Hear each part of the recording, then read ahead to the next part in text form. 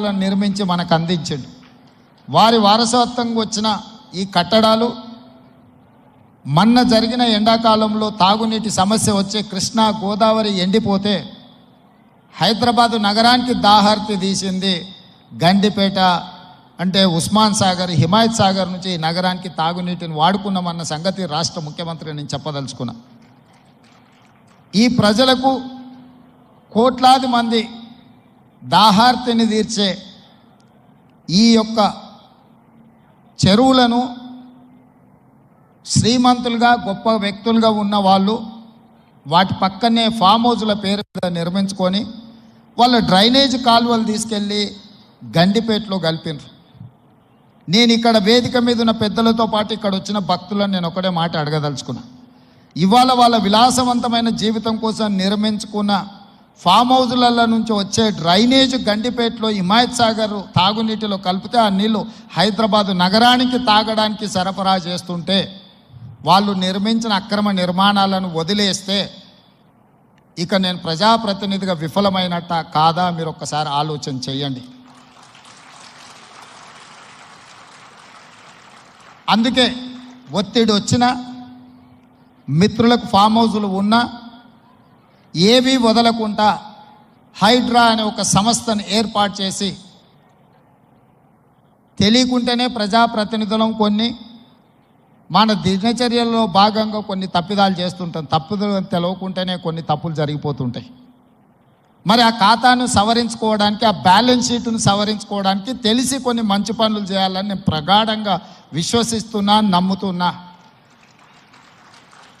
ఆ తెలిసి చెయ్యాలనుకుంటున్న మంచి పనులో భాగము ఈ చెరువులను చెరబట్టిన వాళ్ళ నుంచి విముక్తి కలిగించాలన్న ఏకైక లక్ష్యంతోనే ఈరోజు చెరువులను ఆక్రమించుకున్న వాళ్ళను ఎవరిని వదలకుండా ఉక్కు పాదంతో అణిచివేయాలన్న ఆలోచన, అందులో నిర్మాణాలను ఏ ఒత్తిడి వచ్చినా వెనక్కి తక్కకుండా తొలగించాలన్న ఆలోచనతోనే ఈరోజు ఈ చెరువులలో ఉన్న అక్రమ కట్టడాలను కూలగొడుతున్నాము.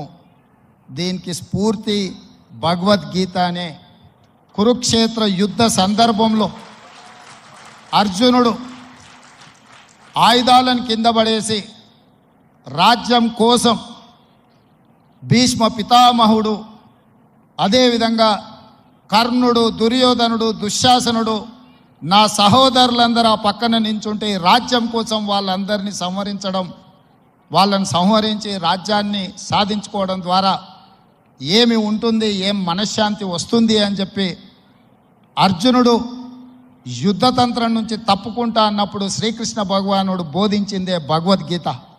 చంపేదెవరు, చంపించేదెవరు, లోక కళ్యాణం కోసం నీ బాధ్యతను నెరవేర్చాల్సిందే.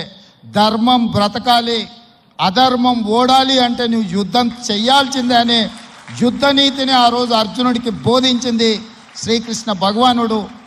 ఇవాళ ఆ శ్రీకృష్ణ భగవానుడి బోధనానుసారమే ఈరోజు ఈ చెరువులను కాపాడే కార్యక్రమాన్ని నేను తీసుకుంటున్నా. నాకు తెలుసు ఈ చెరువులలో నిర్మాణమైన విలాసవంతమైన ఫామ్ హౌజులు ప్రభుత్వాన్ని ప్రభావితం చేయగలిగిన స్థానాలలో ఉన్న చాలామంది వ్యక్తులు ఉన్నారు. ప్రత్యక్షంగా ప్రభుత్వంలో భాగస్వాములు అయి ఉండొచ్చు, లేకపోతే సమాజం మీద బాగా ప్రభావితం చేయగలిగిన వ్యక్తులు ఉండొచ్చు. కానీ వాటన్నిటినీ నేను పట్టించుకోదలుచుకోలే. ఇది భవిష్యత్ తరాలకు, ఇది రాజకీయాలకు సంబంధం లేదు. నేను స్పష్టంగా చెప్పదలుచుకున్నా. రాజకీయాల కోసమో లేకపోతే రాజకీయ నాయకులను కొంతమందిని దృష్టిలో పెట్టుకొని చేపడుతున్న కార్యక్రమం కాదు ఇది. భవిష్యత్ తరాలకు, మన పిల్లలకు, వాళ్ళ పిల్లలకు వారసత్వంగా మనం అందించే సంపద ఈ సరస్సులు, ఈ నదులు, లేకపోతే ఈ రోజున్న ఈ చెరువులు. ఈ ప్రకృతి సంపదను మనం విధ్వంసం చేస్తే ప్రకృతి మన మీద కక్ష కడుతుంది. ప్రకృతి మన మీద ప్రకోపిస్తే మనం చెన్నైలో చూసినాం, అదేవిధంగా ఉత్తరాఖండ్లో చూసినాం, నిన్నగాక మొన్న వాయనాడు మనం కేరళలో చూసినాం. ఈరోజు ఇలాంటివన్నిటిని దృష్టిలో పెట్టుకున్నప్పుడు ఈ హైదరాబాదు నగరాన్ని రక్షించుకోవాల్సిన బాధ్యత మన అందరి మీద ఉన్నది. ఇది ఒక సుందరమైన నగరం. ఈ నగరానికి ఈ చెరువులే ఒక అందం. ఈ చెరువులను కాపాడే బాధ్యత ఈ ప్రభుత్వం తీసుకుంటుంది. ఎవరు ఏమనుకున్నా, ఎవరు ఏ ఒత్తిడి తెచ్చినా వాటన్నిటిని పక్కన పెట్టి చెరువులను ఆక్రమించుకున్న వాళ్ళ భరతం పడుతుంది ఈ ప్రభుత్వం అని చెప్పి నేను ఈ సందర్భంగా తెలియదలుచుకున్నా. ఆనాడు కురుక్షేత్రంలో ధర్మం వైపు శ్రీకృష్ణుడు అర్జునుడు నిలబడ్డందుకే ఈరోజు ఆ ధర్మం అనేది కాపాడింది. వాళ్ళు ధర్మాన్ని కాపాడితే ధర్మం మనల్ని కాపాడింది. ఈరోజు మనం చేస్తున్న పని కూడా అలాంటిదే. మీ అందరి సహకారం ఉండాలి. అదేవిధంగా నిర్వాహకులకు ఈరోజు విద్యకు సంబంధించి లక్షలాది మంది నిరుపేద విద్యార్థులు